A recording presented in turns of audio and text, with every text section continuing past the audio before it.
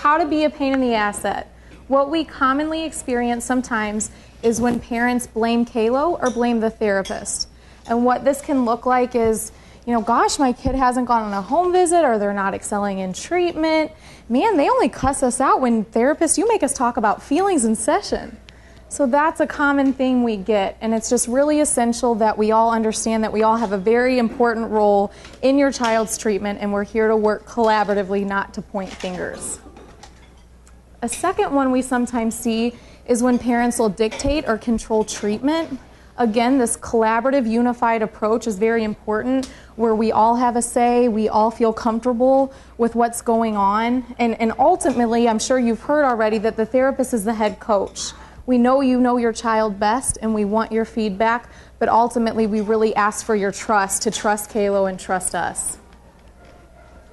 Projecting your issues. Sometimes this will occur when our anxiety and our fears really build up, and it just becomes so uncomfortable that we just can't deal with it. So it's easier to put it on to someone else. And what that might look like is, as a parent, I'm really struggling to trust my kid. Everything they say is a lie. Every word out of their mouth is a lie. I don't believe them. But instead of sharing that honestly and openly with your kid, because it's uncomfortable, you may put it onto the therapist and blame the therapist. Like, therapist, I noticed you do not trust my child. Everything they're saying is a lie you're saying. And so that's projecting your issues to be in a more comfortable place. Lastly, letting your fears get the best of you. Being in treatment is really scary. It's a lot of unknown, it's a lot of unpredictability, and it drives some fear in us. Where we get into trouble is when our fears cloud our judgment. And an example of what this might look like is in a session, if you're finally experiencing joy and happiness and you're getting along, your child's not refusing anymore, but you need to honestly explore your feelings and confront some things that are going on, but you're so worried that, gosh, what if he refuses again? What if he yells and cusses and there goes our relationship? So that fear starts to drive your decisions, your poor choices. And again, not to continue harping and giving example, but there are a couple more pains that we'd encourage you guys to try not to do.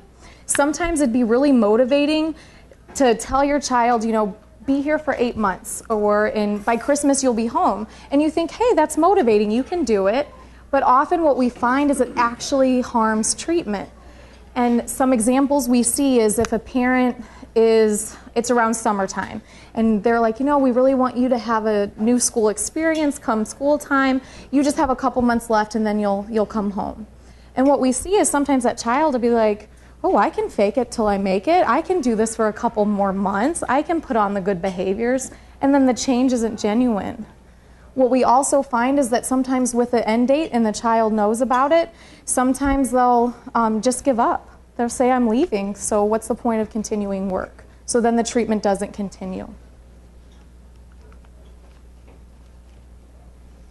And this goes along with making promises you can't keep.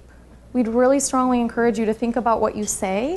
This can be something as simple as, I'm going to call every Sunday for a social call, or, I'm coming this weekend. And then when you don't show up or you don't call, the kid's like, gosh, I can't trust mom and dad's words. And this can be something as immediately impactful as you spend family session preparing for your first overnight visit at the lake with your child, maybe. And you lay out all these great expectations, these guidelines, some natural consequences that might occur.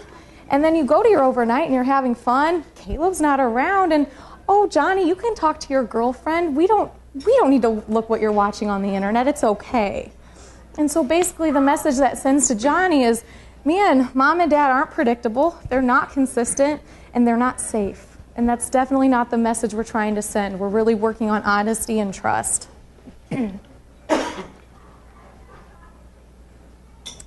So we all have negative behavior, right? We all have things we're working on. And when we see this negative behavior, we have an opportunity to explore it further. So say Susie's doing drugs and Susie's drinking alcohol. And maybe a parent might respond that, oh, all her friends are doing it, it's okay, it's just a phase.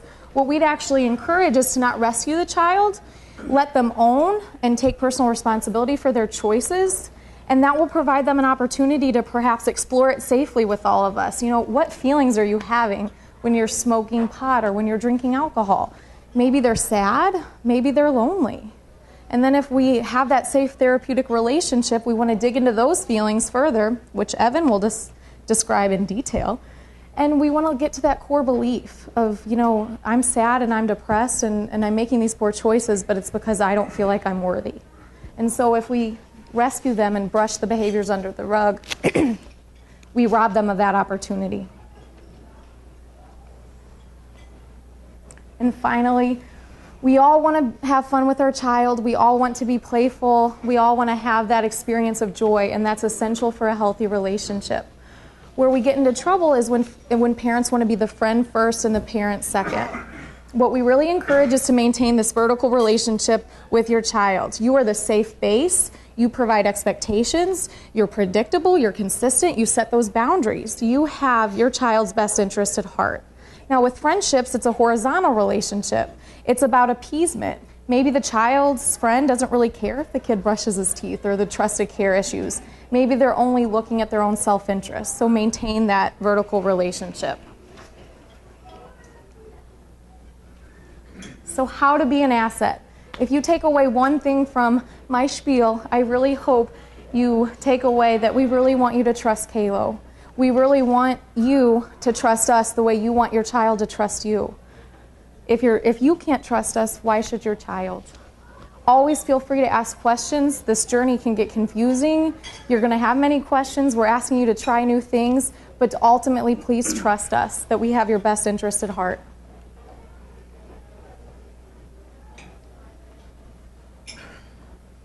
So while we're working on trust, we encourage you to do your own work. We're working as a family unit together. It's not just your student that's doing therapy, it's all of us. So be challenged. Be challenged by the therapist. Be challenged by your student's honesty. Make the changes you need to do. Translate the success that you're having in therapy to off-campus visits. Do assignments. In sessions and in calls, you have the opportunity to practice vulnerability. Maybe Stevie is cussing you out, calling you every name under the sun, and it's really hurting you. Validate that, man, Stevie, you must be angry, but I gotta tell you, when you call me those names, it really hurts my feelings, and it's kind of questioning myself as a parent. Model that behavior so your child hopefully will be able to share that with you. Be patient. Be patient with yourself. We're asking you to do a lot of hard work, a lot of things that don't come naturally and maybe don't make sense. Be patient with your child. We are a long-term care facility. Change takes time. And please be patient with Calo. Empathy, empathy, empathy. If you can give anyone a gift in this world, I think it's to be empathetic. If you can really climb into that other person's shoes and try to experience and reflect what they're experiencing, it's a great gift, and I think it's life-changing for your relationships. Empathy doesn't always mean you agree. So say Sally is on your social call and they're saying, the food's horrible, I'm starving, I never eat. It's a prison in here, Calo's horrible. Hear those feelings. Man, you're angry and you're frustrated and it must be hard there. But you're not necessarily agreeing. Believe in your child, keep that faith, but don't necessarily believe what they say. Feel free to be curious and ask questions. Please discuss any concerns about Calo with your therapist, but please avoid doing that with your child. Leanne is going to go into full detail about what splitting looks like. It's kind of putting a 2-on-1. And finally, buy in. I've mentioned that things might make sense, but they usually do later. Please keep that trust with us and always free to ask those questions.